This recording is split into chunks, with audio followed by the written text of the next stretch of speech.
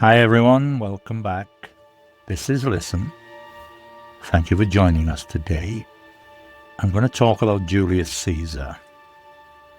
This begins in ancient Rome around 100 BCE, with a boy born into a respected but financially modest, noble family. His name was Gaius Julius Caesar. Now, his family name carried prestige. Prestige alone didn't pay for influence, and in Rome back then, influence was everything. As a young man, Caesar learned early that survival in politics required adaptability. To learn the ropes meant mastering speeches. Learning the ropes, this is an idiom, to understand how a system works through experience. So to learn the ropes meant mastering speeches, alliances, and public image. He trained as an orator, knowing that words in Rome could be as powerful as swords. One of the defining moments of Caesar's youth came when pirates captured him while he was traveling. Instead of panicking, he kept his nerve.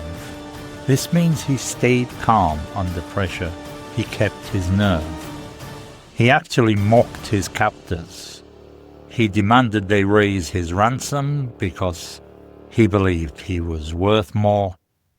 And he promised, very calmly, that once freed he would return and execute all of them.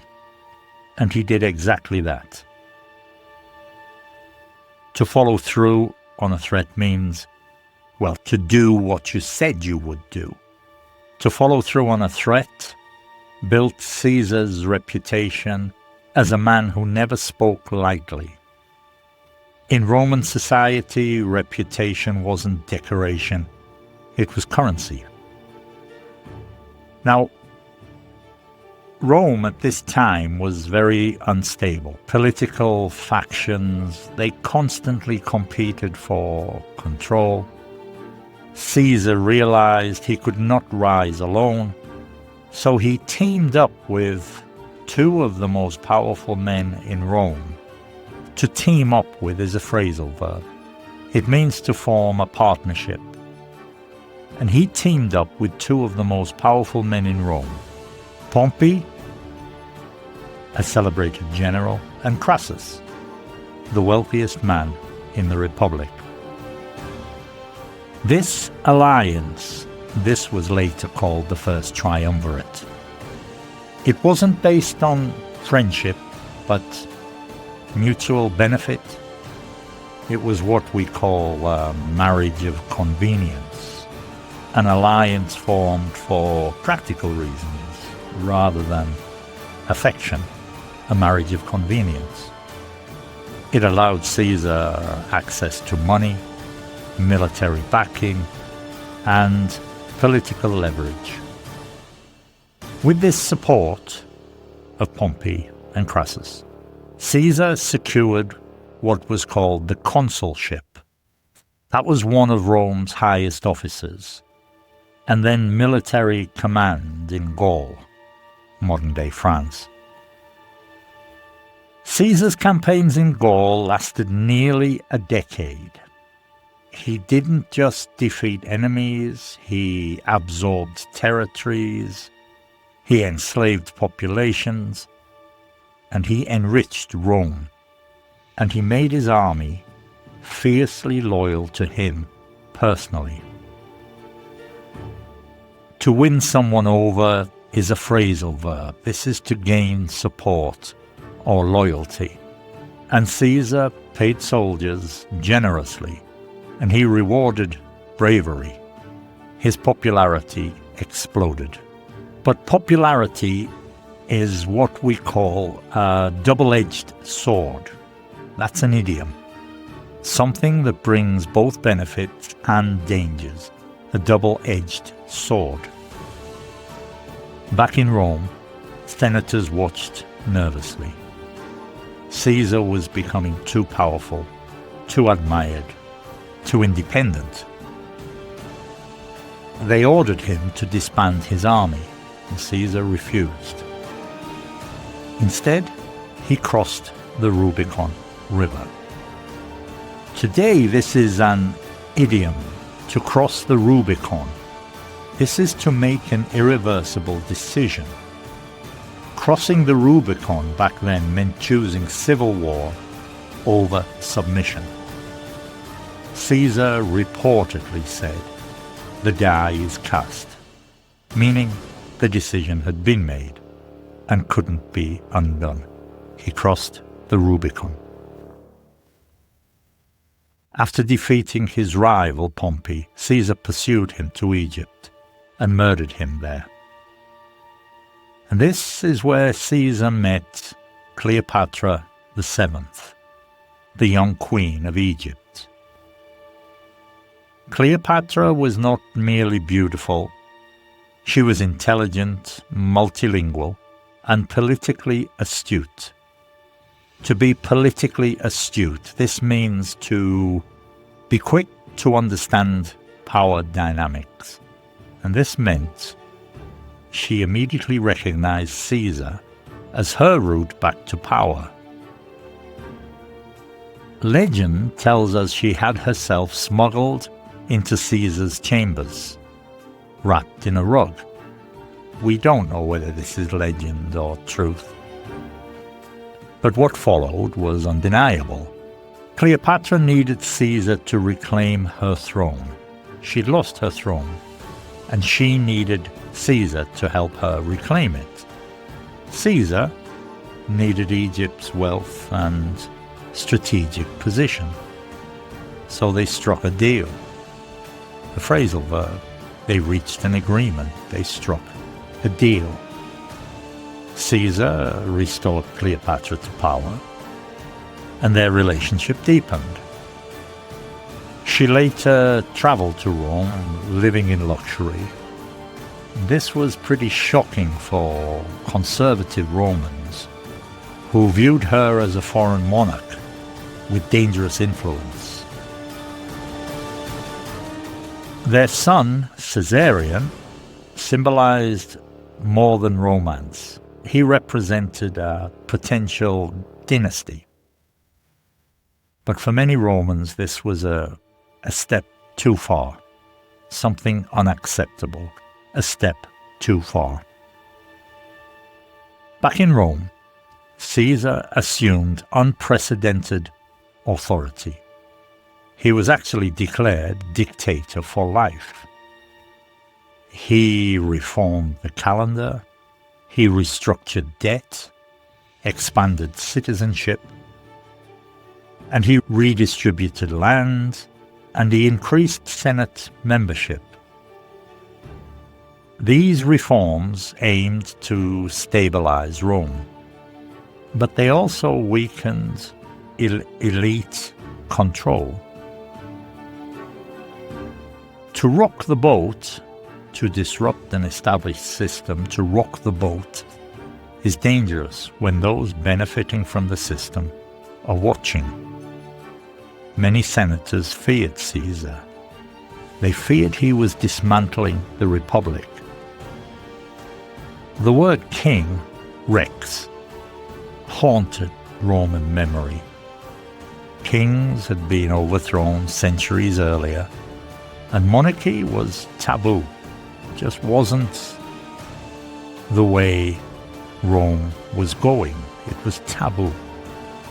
Rumors spread. Whispers grew louder. Caesar, they believed, was positioning himself as ruler in all but name. And on March the 15th, 44 BCE, the Ides of March, Caesar entered the Senate. He ignored warnings. He'd been cautioned. His wife, Calpurnia, had nightmares, but Caesar shrugged them off. This means to dismiss something as unimportant. He shrugged off all the warnings. Inside the Senate chamber, the conspirators, they surrounded him. One distracted him with a petition, another struck. Then chaos. More than 20 senators stabbed him. Among them was Brutus, a man Caesar trusted deeply. Today we say to be stabbed in the back means to be betrayed by someone close.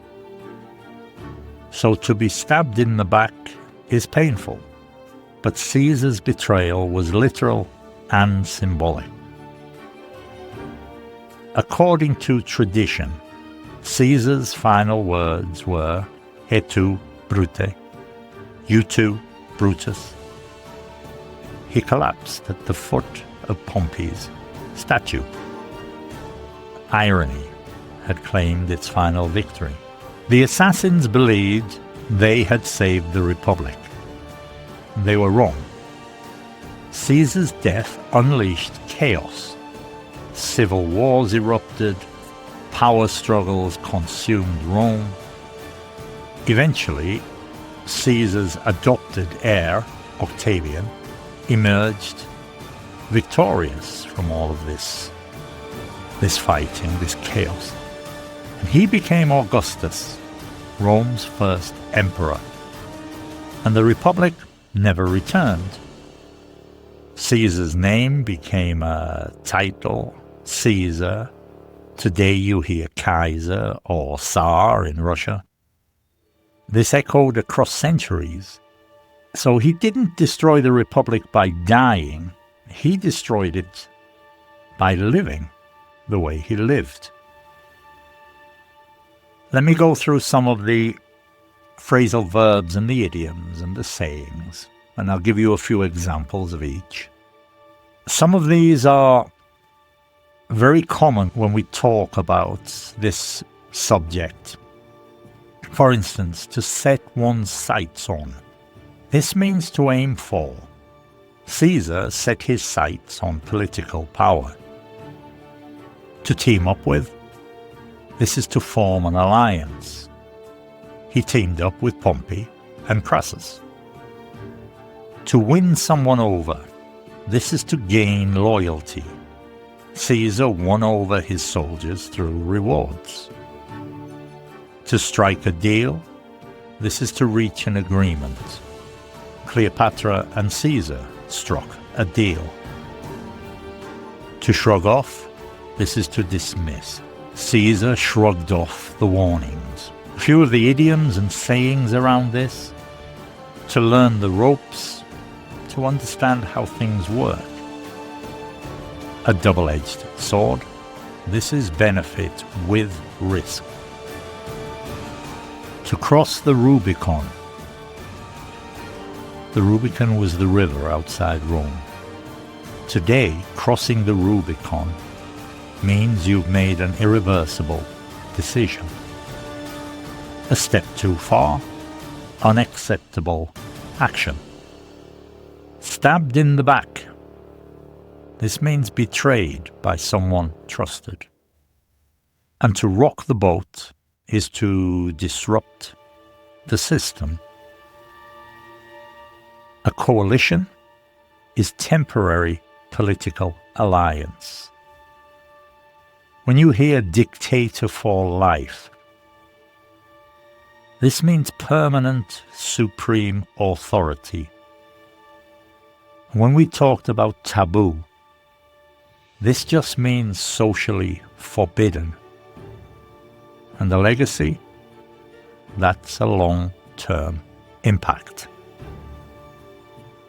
And that's a very brief summary of Julius Caesar's life. No doubt we'll return to this subject and do it in more detail, but for now that's everything. I'll see you in the next episode. This is Listen. Thank you for listening. Don't forget to share and subscribe. Until next time, bye-bye for now.